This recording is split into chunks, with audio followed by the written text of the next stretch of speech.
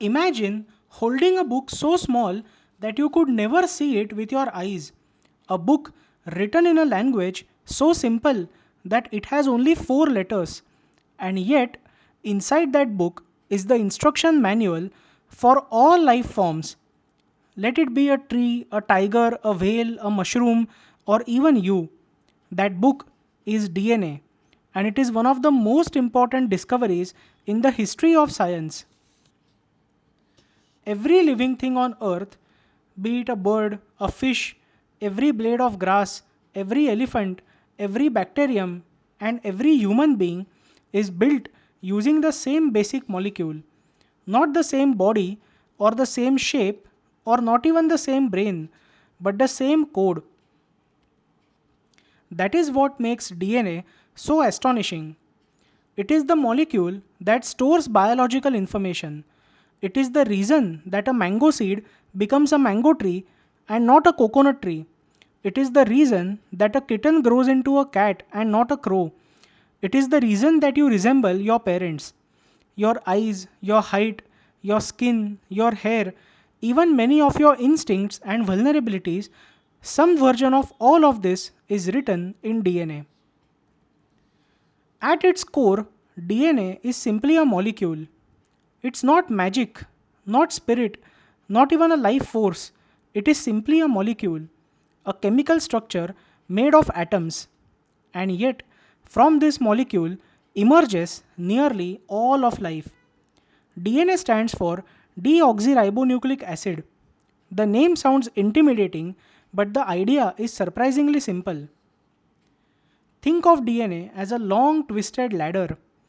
This is the famous double helix, the shape most people have seen in textbooks.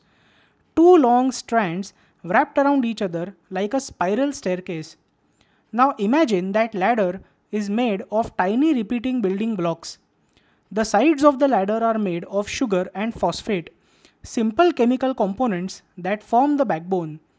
The rungs of the ladder are made of four chemical letters, just four letters: A, T, G, and C. That's it. Those four letters are the alphabet of life.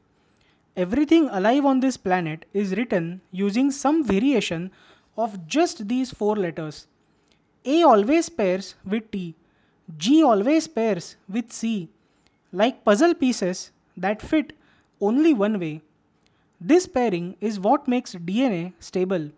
It is also what allows it to copy itself. And that is where the real magic begins. Because DNA does something extraordinary. It replicates. When a cell divides, it must make a copy of itself. But to do that, it must first copy the instructions. So the DNA ladder unzips down the middle. The two strands separate. Each strand becomes a template. Matching letters line up and rebuild the missing half. A finds T, G finds C, and in the end, one molecule becomes two. A copy is made.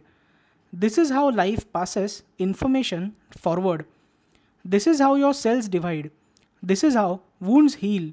This is how you grew from a single fertilized cell into a body made of trillions of cells. And this is how traits are inherited across generations. You inherited DNA from both your parents, half from your mother and half from your father. That is why you are a mixture of both. Your father may have passed down your height, your mother may have passed down your eyes, or your skin tone, or your hair texture, or your risk for diabetes, or your laugh, or your temperament. You are not a copy of either.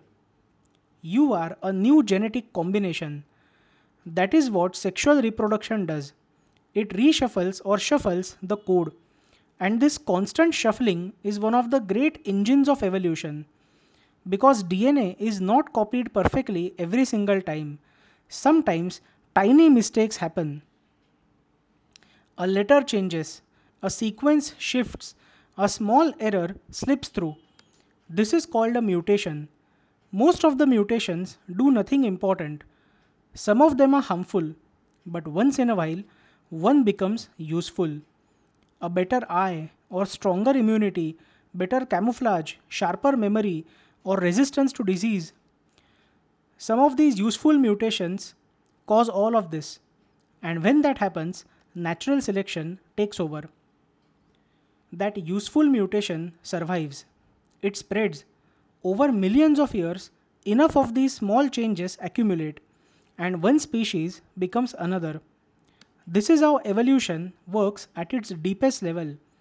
DNA is the script, mutation edits it, natural selection chooses what stays.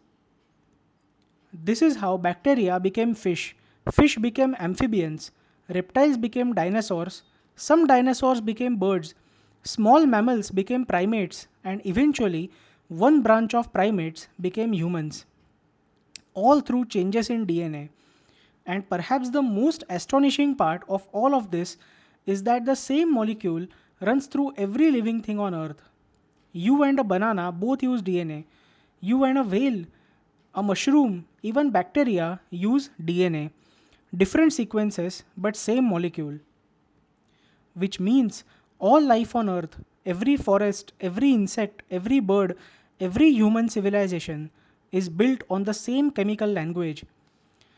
That is one of the strongest pieces of evidence that all life is related, not metaphorically, but literally. We are all cousins written in the same code. But where did DNA come from? That is one of the biggest questions in science. At some point on the early Earth, chemistry became biology. Simple molecules began interacting in increasingly complex ways. Somewhere in the oceans of the ancient Earth, matter crossed a threshold. Chemistry began storing information. Molecules began making imperfect copies of themselves. And eventually, one of those systems became the ancestor of all life. Scientists are still trying to understand exactly how this happened. DNA itself may not have come first. Many scientists believe a simpler molecule, perhaps RNA, came before DNA.